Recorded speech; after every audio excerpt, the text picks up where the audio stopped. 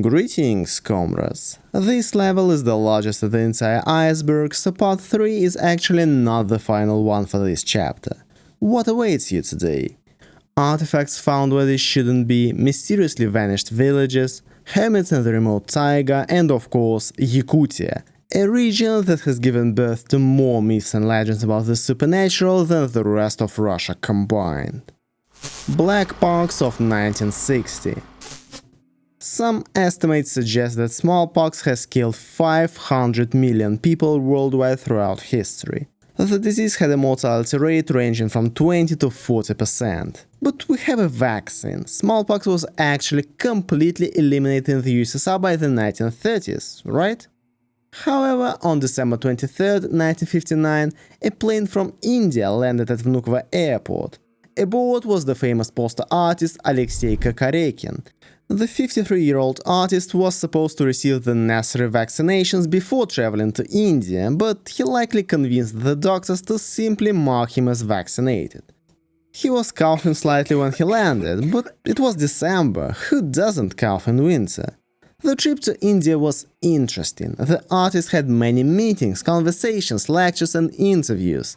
Kukurekin even attended the cremation of an Indian Brahmin who had died of smallpox. More precisely, he died of black pox, hemorrhagic smallpox, the most severe form of the disease. You see where I'm going with this. On December 27th, Kukurekin was hospitalized with a suspected complicated form of influenza. However, the patient's condition deteriorated rapidly.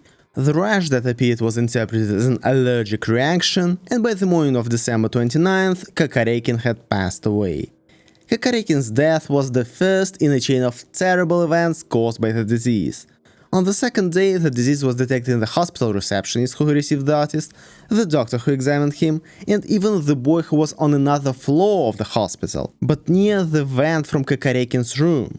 The worst part is that immediately after his arrival, Kukurekin went home and handed out gifts to numerous relatives and friends. Everyone who flew with him on the airplane, who met him after, who simply talked to him was at risk. But it gets worse.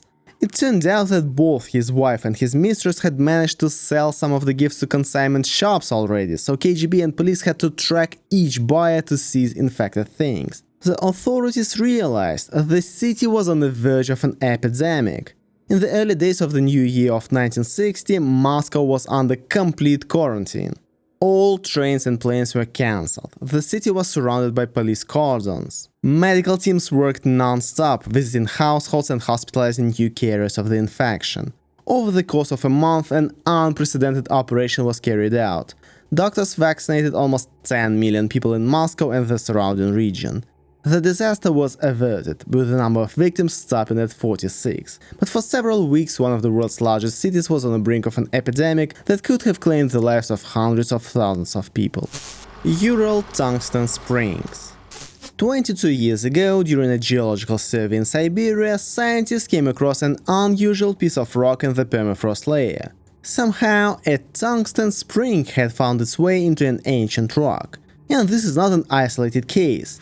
Dozens of similar artifacts have been found in the circumpolar Urals. The age of the rocks contained in the samples is estimated about 100,000 years. These springs are composed of tungsten and molybdenum. These are metals that we use today in space and rocket technology.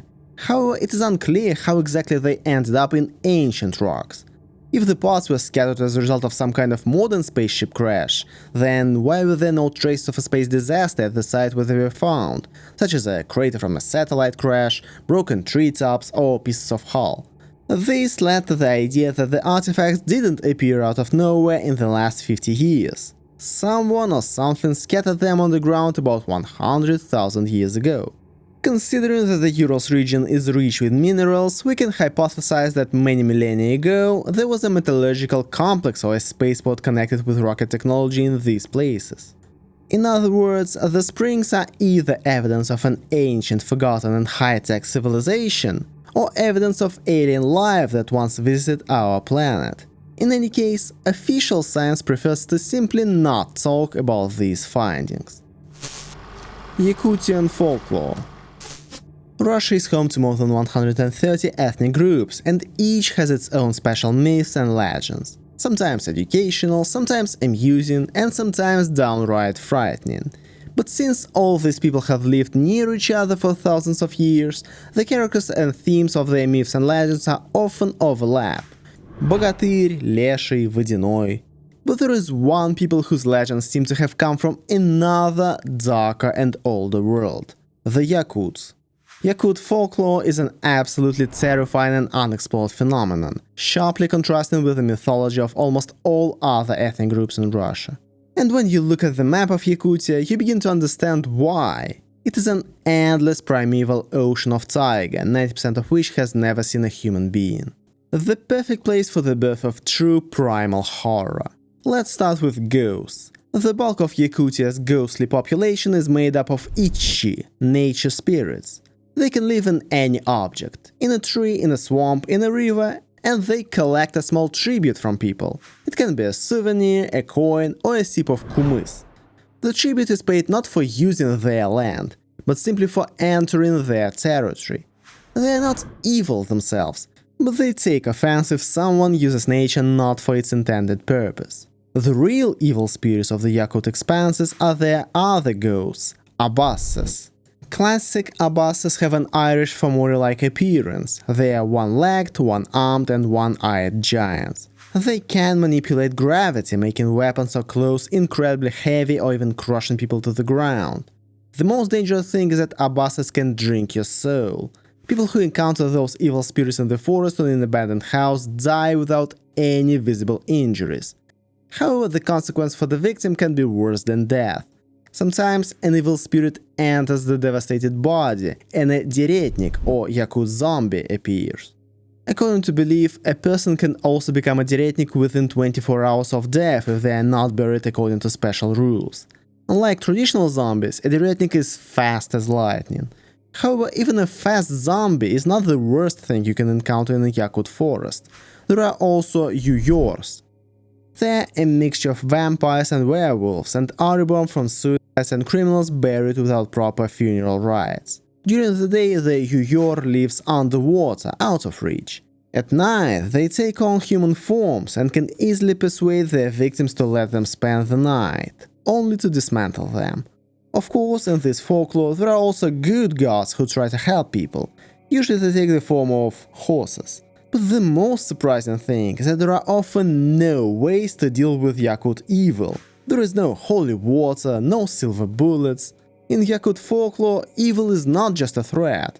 It is part of the landscape, as real as the permafrost, and you can't really escape it. Controlled opposition.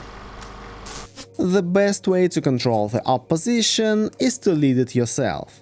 This phrase is attributed to Vladimir Lenin. However, there was no opposition in the Soviet Union, so it was unnecessary to lead it. However, many believe that after the Soviet Union's collapse and the emergence of competition in Russian politics, the country's current authorities used Lenin's tactics. I mean, let's be honest, does anyone really think there is any opposition in Russia that is not controlled by a central authority? Even if we are talking about opposition outside the country, it doesn't change anything. It just means the puppetry has changed. Underground people in the Urals.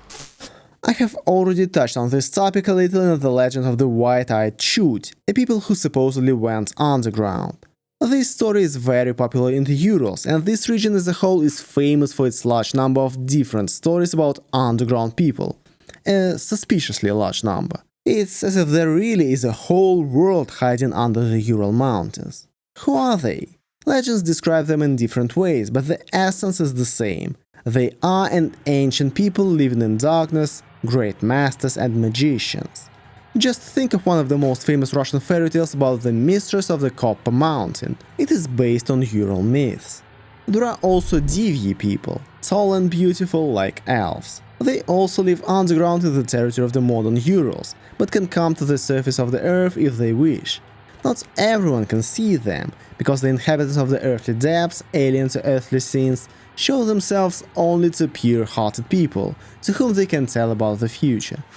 The first mention of Divyas is found in the Book of Kalida, which describes the confrontation between Svarog and his brother Di, a struggle between the divine forces of the earth and sky. After the Lost, both the Divya people and the White-Eyed Chute were imprisoned under the Ural mountains. Even now, 27,000 years later, one can still hear the ringing of their bells from under the ground. Mount Taganai in the Urals is famous for encounters with underground dwellers. Once every 100 years, the earth there opens up one night and releases its inhabitants. Once every 3,000 years, the gates to other worlds open there, and the ancient priests of the legendary city of Archaim performed their rites there. Tales about some ancient little people have been preserved by many northern peoples too. For example, the Komi folklore has little people who can perform miracles and predict the future. The priests of these people were called Pami. These magicians possessed secret knowledge and untold treasures extracted from mines. The priests' treasures were hidden in sacred places and protected by the strongest of spells. To this day, anyone who ventures near them either dies or goes mad. Of course, all of this may just be legends, but why are they so similar among different cultures in this particular area? Rastoss Village. Urals once again. There was a place called Rastoss in the Urals. Once it was a busy village on the Babinovsky Tract, the main road to Siberia. In the 17th century, the village was considered one of the largest settlements in the region in terms of population. Now there is not a single living soul to be found here. The inhabitants of Rastoss simply evaporated overnight, leaving only a pile of riddles and questions behind them. For the last 60 years, travelers and hunters have been avoiding the area. Legend has it that it all happened literally in one night. Neighbors concerned about the silence sent scouts. The villagers returned pale and frightened. There is not a single inhabitant left in the village, they said. At the same time, all things were lying in their places. Furniture and even icons were untouched, there were dishes on the tables, and on one porch there was a book lying open as if its owner had gone away and was about to return. The next day it became known that not only the living had left their dwelling, the Rastoss cemetery was dug up and the graves were empty. There were many myths and legends, stories about the bright glowing lights above the village, and about the traces of Bigfoot, and about mermaids who lured the villagers into the swamps with their singing, and even about the appearance of the living dead in these places. But the most widespread was the legend that sorcerers had always lived near Rastoss. They settled there in the 15th century, before the Babinovsky Tract was constructed. The sorcerers always disliked the newcomers who settled in their territory, and one day their patience ran out.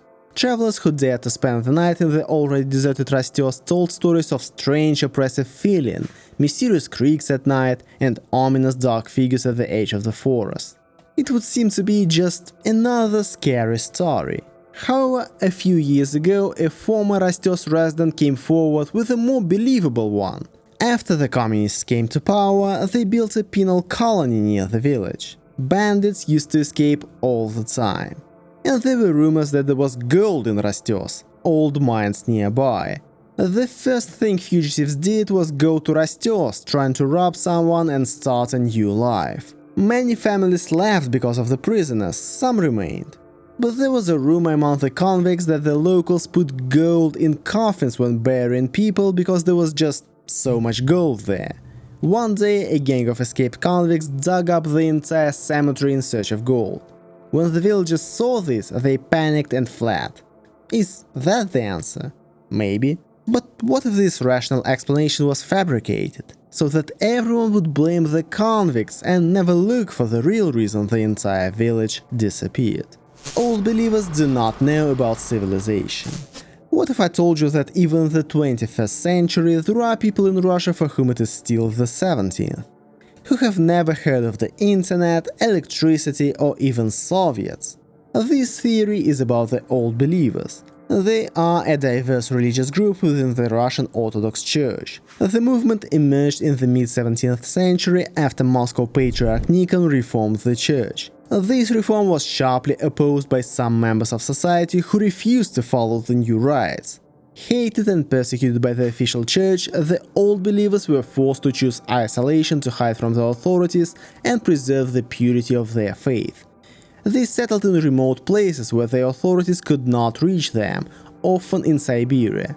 Even now, according to various estimates, there are between 400,000 and 700,000 old believers of various branches living in Russia, and under the Tsar the number was even higher. Remember what I said about Yakutia? 90% of the territory is covered with forests where no one ever goes or has ever been. And it's not only Yakutia, but half of Siberia is the same. That's why there is a theory that there are many communities of old believers living in Siberia who don't even know about the existence of any civilization at all after the 17th, 18th centuries. They left Tsarist persecution for the most remote places they could find and stayed there, generation after generation. We know this is possible because of the story of the Lykov family who lived in isolation for 40 years. But we know of the Lykovs only because they didn't get that far. What about those who have gone to the deepest depths of the taiga? The world capital of old believers is the Dubchos river in Krasnoyarsk Krai. There, in the taiga on the banks of the river, there are several closed monasteries and hermitages where ordinary people are not allowed to enter. And that is no exaggeration. One day, a helicopter with journalists flew up to one of these monasteries. When they saw it, all the inhabitants of the hermitage simply stood up silently and went into the forest. Only the initiated know what is going on there. No one from outside has been there for the last dozens or even hundreds of years and will not be. They are not allowed. And I am talking about a well-known place, which is at least marked on the map. How many other such communities are scattered across the vast taiga, completely cut off from the world for 300 years? What kind of society have they built? What do they believe in? What rituals do they perform? We don't know, and we may never know. Kursha 2. It is a tragic story about a settlement that disappeared overnight due to a forest fire in the 1930s. According to eyewitnesses, about 2,000 people died in the fire. The last train from Kursha was supposed to carry people, but instead took valuable timber for the construction of the young Soviet state. Learn more about this story in my video about ghost towns in Russia. Sigizmund Levanevsky. In the 1930s, the Soviet Union had its own Amelia Earhart. Sigizmund Levanevsky was one of the first 7 heroes of the Soviet Union. He participated in the 1933 rescue of the steamer Chelutkin expedition and was one of Stalin's favorites. In 1937, he simply disappeared. But not in the way you might think when you hear 1937. He disappeared while flying over the North Pole, and to this day no one knows what happened to him. In 1937, Soviet pilots made the first transpolar flight to the United States. First, Valery Chkalov and his crew did it, then Mikhail Gromov's crew did it, and then it was Levanevsky's turn. But there was more than just a crew of 6 people on board his plane. There was valuable cargo on board, fur and caviar for American partners. According to rumors, there was also gold. On August 13th, after crossing the North Pole, Levanevsky reported engine problems and planned to land, after which there was silence. The plane with 6 heroes and valuable cargo simply disappeared into the Arctic sky. Specialists offered various theories. Some believe the plane made a forced landing on uneven ice, breaking the landing gear and both radio stations in the nose of the plane. The crew may have survived for a long time and even spent the winter there. Others believe that the plane sank during the crash or was carried by currents to Greenland and then into the Atlantic Ocean. However, some believe that Levanevsky actually reached the northern coast of America. There are records of radiograms received by radio amateur FM Pilyasov in the Soviet Far North around 10 PM on August 13th. One radiogram read, "We are going on 3 descended, I see icy mountains." On August 13th, 1937, residents of Butter Island in the Beaufort Sea heard a noise they described as like a motorboat flying over the water. The next day, August 14th, Anchorage radio stations intercepted a message that said "no orientation, difficulty with transmitter." The search in that area also failed. Another theory is that the plane turned around and crashed in the remote Yakut taiga. Local residents later allegedly found wreckage bearing Russian names and a body in a flight suit near Lake Sibyan-Kuyol. By the way, Ernst Moldashev, whom I mentioned earlier, participated in the expedition to this lake in search of Levanevsky. He believed that 5 tons of gold in ingots could be found. He believed that the plane really did go down in Yakutia and that it was possible to find 5 tons of golden ingots which were presumably taken on board to pay for US supplies. He theorized that the surviving crew was met not by rescuers but by escaped convicts from the Gulag. The convicts killed the pilots, took the gold and hid it somewhere in the taiga. There are many treasures in Russia, so maybe there's another one. The rolling ball phenomenon. If you've ever lived in a Khrushchevka or a Brezhnevka, then you are familiar with this sound. It's a nighttime and silent, and suddenly you hear that. It sounds like someone dropped a metal ball on the floor and it rolls and rolls and rolls. What is it? Who is it? Why? This is a universal phenomenon experienced by millions of people in Russia. Yes, even me. There are many theories about what it is. Maybe something is falling off the shelves and cabinets at your neighbor's apartments. The problem is that the sound comes from above, even if you live on the top floor. Is it the old elevator mechanism? But there is no elevator in these apartments. Kids or animals upstairs playing with something that's rolling around. But why only at night? Could it be the pipes, the garbage chute or mice in the ceiling? Could it be a poltergeist or a domovoi? Locked in a concrete box, it may weaken, but it will not disappear, and this is how it makes itself known. Many residents of Khrushchevkas admit that despite their familiarity with these sounds, they are sometimes overwhelmed by panic when they hear them. It's especially creepy to wake up to these noises at night. Okay, just so you won't be afraid of Khrushchevkas, I'll give you the most realistic version. It's about the air voids and the construction of panel houses. During the day, when the ambient temperature is higher, the structure heats up. In the evening and at night, when the temperature drops, the materials release heat and the voids produce a sound resembling a rolling ball. This explains why these sounds are usually heard at night. But next time you hear this sound at 3 AM, try convincing yourself that it's just the rebar cooling down. See if it works. White tights. Every war has its legends and myths, and in the 90s such a legend emerged in the former Soviet Union. The White Tights were an elusive squad of female snipers, mostly from the Baltics. They were former biathletes who hated Russians and came to fight them. They were seen everywhere, in Abkhazia, Karabakh and, of course, Chechnya. These women always fight for money, sometimes for as little as $30 a month and sometimes for 30,000. They are particularly cruel and always try to shoot soldiers in the groin or inflict the most painful wounds possible. Once, these elusive ghosts almost showed their faces. After the Beslan terrorist attack, one of the investigators officially stated that a female sniper of Slavic appearance was among the terrorists and left the school disguised in a white robe. However, in all the years of wars and conflicts, not a single criminal case has been opened, not a single credible arrest has been made, and there has not been a single prisoner, not a single body, not a single passport, absolutely nothing. Perhaps it's just a soldier's tale. Hereditary Cannibalism. We used to think that cannibalism was either a desperate act of survival or a ritual of long-extinct tribes. For example, some tribes believed that eating human flesh would give them the power of the person they ate. Others believed that eating the dead would pass on their soul to their descendants. But what if such a tradition existed in Russia?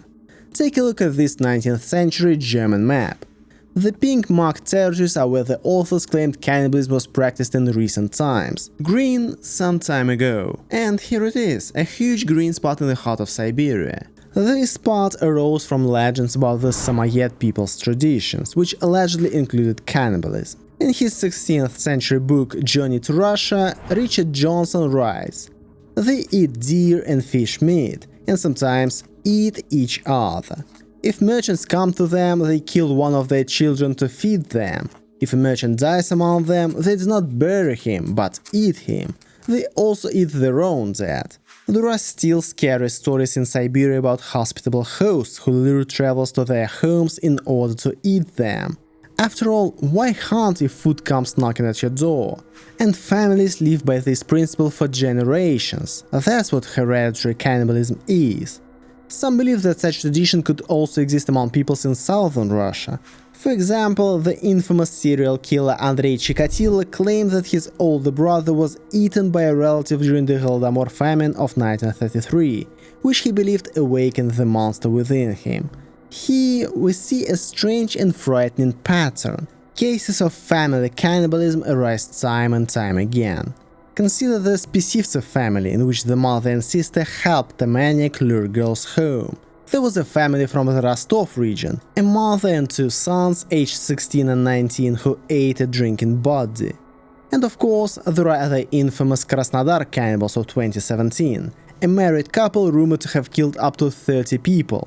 Although the investigation could only prove one victim, are these really just coincidences? Could the mechanism of cannibalism be hereditary? Could some people be genetically predisposed to it due to genetic mutations? And why is there such a strange concentration of these cases in southern Russia? Perhaps the ancient horror has not disappeared, but lurks in some families, passed down from generation to generation. The cursed Moskva pool. Here's a wonderful masterpiece of engineering, the Moskva swimming pool.